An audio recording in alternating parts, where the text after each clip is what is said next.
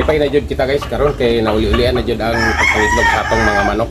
Kay nabiyaan man nato kini diri og nga usa ka semana nya lain na pug atong anak kay gipagalam nato medyo dili na sakto jud ang mga timing sa pagpakaon kanila. Karon ato nang nabalik na po ang ilang pagpangitlog sa atong mga manok.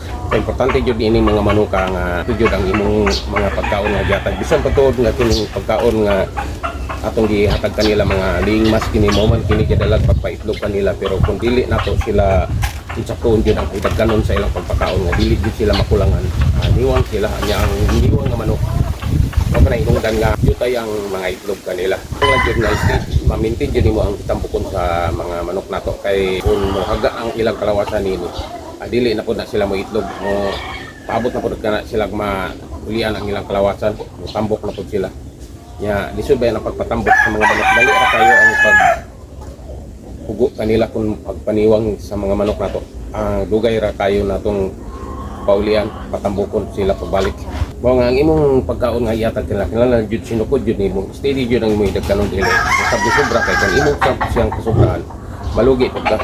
Ladyo kay taksanan nga tinimbang na nato na daan kay pilay matulod sa ato ang taksanan para kanay pinaka-importante na init niya napod kita gipang andam nga tubig mo nga naulian ra jud sila kay ato man dayon gi-playan nato og mga vitamins dayon sila ron dali kayo mga ulian ang ilang makalawasan makarecover dayon sila og dali karon taon nakarecover na jud sila na balik na jud sa pagpangitlog, pero mga usa ka semana po natong inantos nga agutay ang ilang mga itlog sobra pa kay sa kagapon na balik na sila sa ilang pagpangitlog kanila. Kinahanglan jud sila kusog sila permi.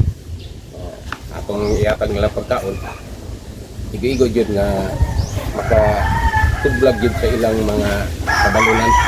Kay lahi ra man katong mga manok nga gipalayaw nato sa gawas, kay mga manok nga galayaw sa gawas makapagtuka kato sila bisan unsa nga mga insekto. Nga sila diri sa ato ang coral ra sila. Wala sila makuha ang mga usang matuka nila kay limpyo man ang mga palibot kanila. Wala may mga sagot diri mga dili jud sila kapantuka. Bisan unsa nga mga pagkaon.